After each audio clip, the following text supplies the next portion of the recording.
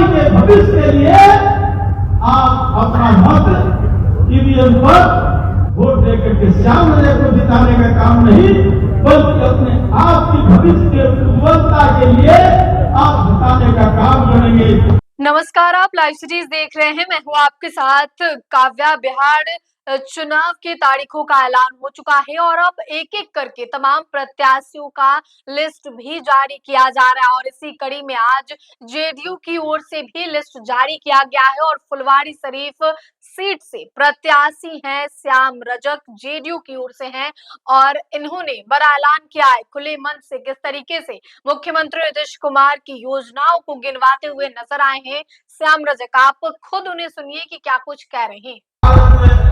हमारे प्रधानमंत्री श्री नरेंद्र मोदी की सरकार के जो काम हुए हैं उसके बारे में आप सब लोग जानते हैं। सिर्फ उस कामों को जिससे जो जनता पूरे रूप से अपने आप को प्रसारित महसूस कर रही थी 2005 से पहले, उस प्रताड़ना से दूर करके थे और लोगों को आशा के साथ स्वीकार कराने का काम और उनको विकास से जोड़ने का काम विभिन्न योजनाओं के माध्यम से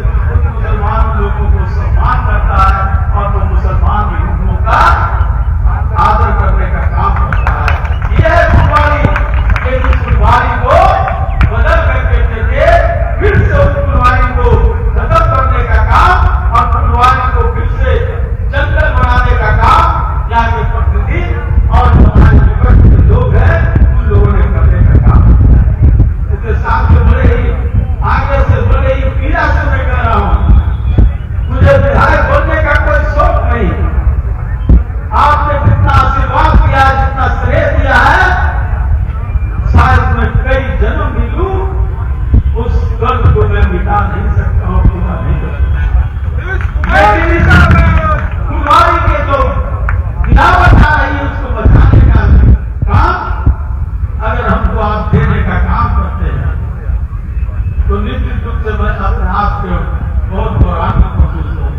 इससे आइए हम सब लोग मिल करके इस फुलवारी को बचाने के लिए, इस फुलवारी में जो फुलवारी का अमीर छाप रहा है, फुलवारी की जो संस्कृति रही है, उस संस्कृति को फिर से बनाने के लिए आपका समर्थन होना चाहिए। इसलिए हमारे कार्यकर्ता साथी आप आज के बाद से हर गलियों में, हर पगडंडियों पर, हर मोहल्लों में अपने को पहुंचने का काम कीजिए, हर घरों में सब दबाने का काम कीजिए, हर माँ बाप को मिलने का काम कीजिए, हर बुजुर्गों से, नौजवानों से मिलने का काम कीजिए और पूछने का काम कीजिए कि जो मुख्यमंत्री ने जो कहा है 1 करोड़ लोगों को 2025 में सरकार बनेगी तो 30 का 1 करोड़ लोगों को नौकरी देने का काम करेगा। ये कोई नारा नहीं है। नीतीश कुमार ने 10 लाख लोगों को नौकरी दे करके इस अमित शाह को बनाने का काम किया। जो बिहारी जो जाते थे कभी राजेंद्र सिंह राठौर के जिलों में, उनके प्रदेश में, महाराष्ट्र में, गोवा में, गुजरात में, वो जाने के लिए सोच रहे हैं, वो सोच रहे हैं कि अब तो 10 लाख लोगों को नौकरी मिला है, 40 लाख लोगों को रोजगार मिला है, क्यों नहीं बिहार में 2% लोग आते हैं? क्या कारण है? जो बिहार कभी चाणक्य का बिहार था, चंद्रगुप्त का बिहार था, जो बिहार वीर पैगंबर का बिहार था, जो बिहार पूरे विश्व में बिहार के कारण विश्व गुरु बनाया जाता था, उस बिहार में आज बदहाली है। लोग कोई उद्योग आना नहीं चाहते। हम उद्योग मंत्री रहे, कई उद्योगपतियों से मिलने का काम किए थे, लोगों का यही आश्वासन था। जिस बिहार की बात करते हो, हमें ले जाने की बात करते हो, उस बिहार में क्या है? सड़कें नहीं है, बिजली नहीं है, कानून व्यवस्था नहीं है। हम जा करके सिर्फ लुटवाने के लिए जाए, अपने आप को हत्या करवाने के लिए जाए। लेकिन नीतीश कुमार जी की सरकार आई और दिल्ली में नरेंद्र मोदी की सरकार आई तो इस बिहार में सड़कों के बारे में जैसा हमारे प्रवक्ताओं ने बनाने का काम, हमें पार्टी से आदेश हुआ था 1 महीना पहले लखीसराय गायघाट पूर्णिया जाने का, 1.5 घंटे में मुझे लखीसराय पहुंच गया। तो लखीसराय जाने में हमको 6 से 7 घंटे लग जाते थे। फिर मुजफ्फरपुर जाने में 4-5 घंटे लग जाते थे। वहां 1 घंटे में मुजफ्फरपुर पहुंच गया। ये काम कोई तिरस्कृत धातु नहीं बनाने का काम किया, लेकिन ईमानदार जीवन जो रहा, ईमानदार चरित्र रहा, उन्हें अपने परिवार के लिए नहीं बल्कि बिहार के परिवार के लिए काम करने का काम किया। इसलिए साथियों, अब यहाँ सड़कें भी बनी है, बिजली की व्यवस्था हुई है, कानून व्यवस्था भी हुई है और हमारे नेता नीतीश कुमार जी और नरेंद्र मोदी जी जो भारत के प्रधानमंत्री हैं, जिन्होंने कहा है कि बिहार में हम निवेशकों को आने का आमंत्रण देने का काम करेंगे। अब मुझे विश्वास है कि 2025 उद्योगों का बिहार बनेगा और जब उद्योग लगेंगे तो फुलवारी के लोगों को जो काम है, काम मिलने का काम होगा।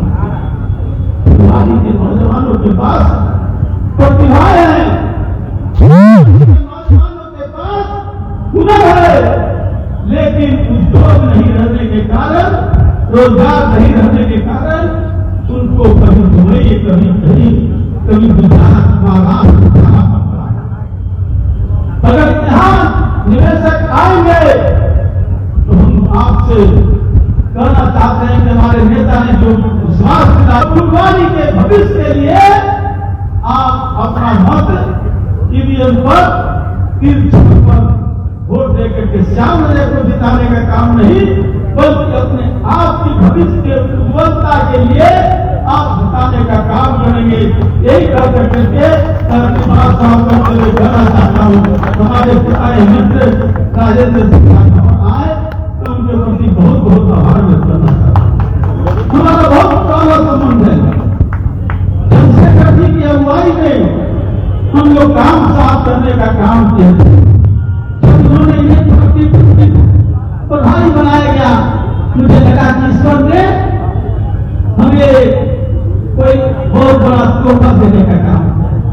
एक हमारा पुराना साथी संगठन का सबसे सर्वगुण संपन्न व्यक्तित्व का भी राजेंद्र सिंह राठौर को प्रभारी बनाया। तो आपने जेडीयू प्रत्याशी श्याम रजक को सुना, जो कि फुलवारी शरीफ सीट से ताल ठोकेंगे। अब देखना होगा कि महागठबंधन की ओर से कौन सा उम्मीदवार है।